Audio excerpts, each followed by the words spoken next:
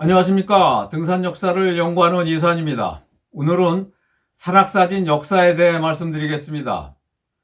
등산 역사에서 산악사진이 나오기 시작한 시기가 1855년 스위스 융프라우 산 아래 빙하 연구를 하던 프랑스 빙하학자 돌피소세가 파리에서 초기 사진관을 운영하던 오기스트 로잘리 비송에게 융프라우 운트라루 빙하로 초청해 빙하 사진 촬영을 부탁하며 시작되었습니다.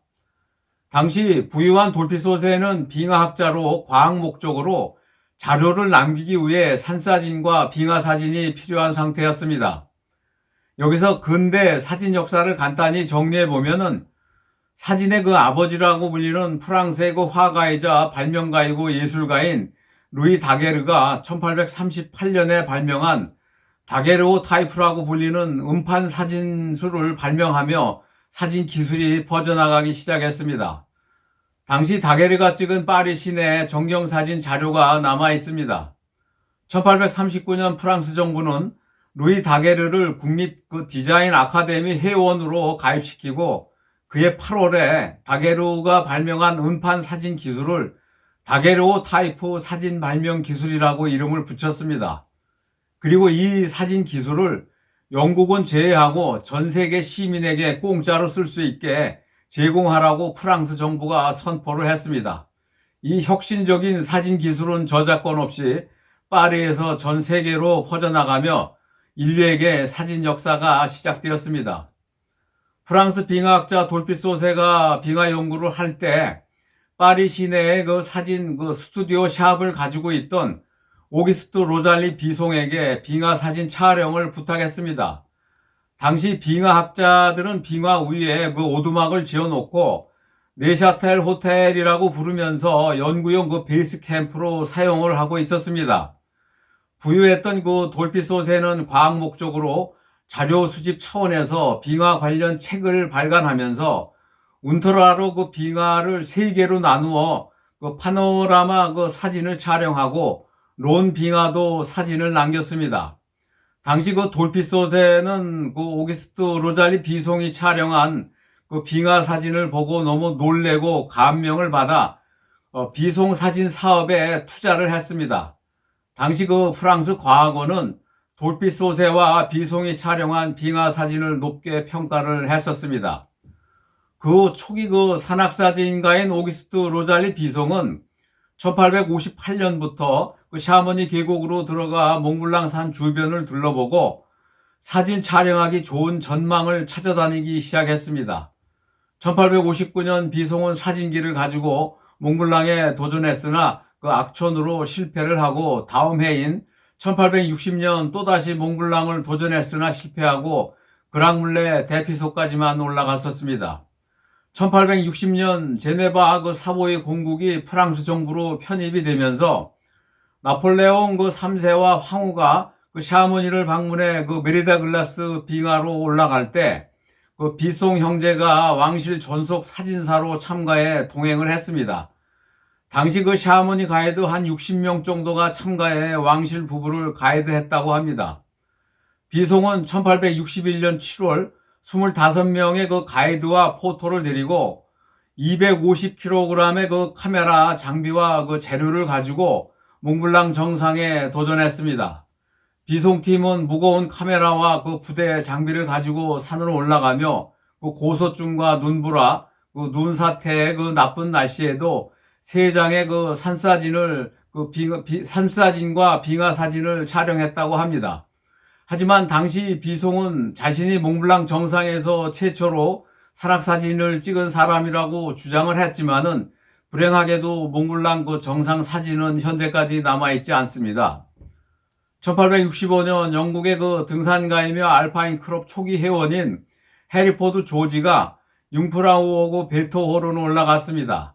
당시 함께 등산한 런던 인쇄소 사장이자 사진가였던 어니스트 에드워즈는 그랜델발트의 유명한 가이드 크리스탄 알마와 함께 초기 사진기를 가지고 총 9명이 등산을 하면서 산과 빙하를 촬영했습니다.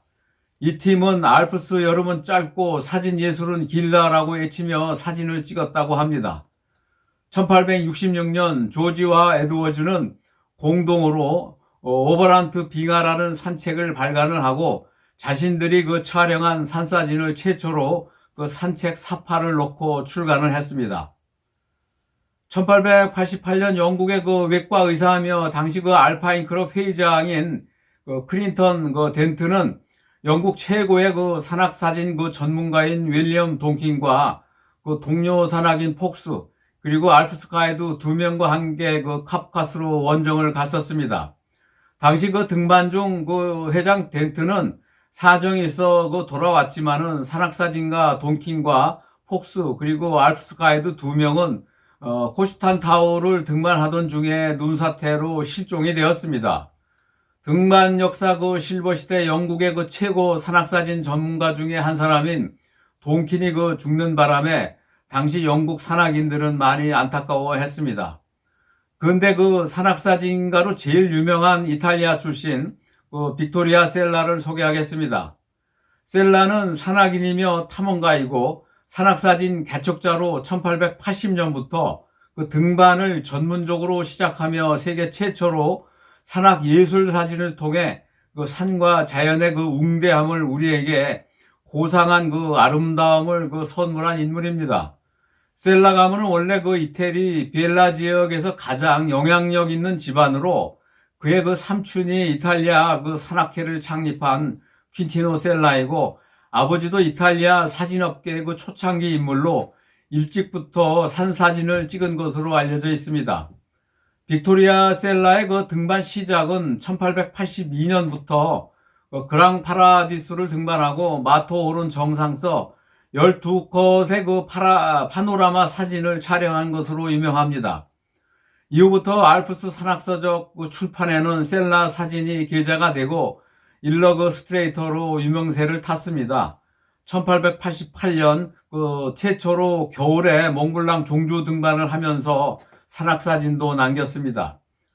1889년부터 카프카스를 3번이나 원정에 참가를 하고 1897년 그 이탈리아 아브루치 왕자가 이끄는 알라스카 원정대에 참가해서 그 세인트 엘리아스 산을 초등정하고 정상에서 산사진을 최초로 촬영을 했습니다.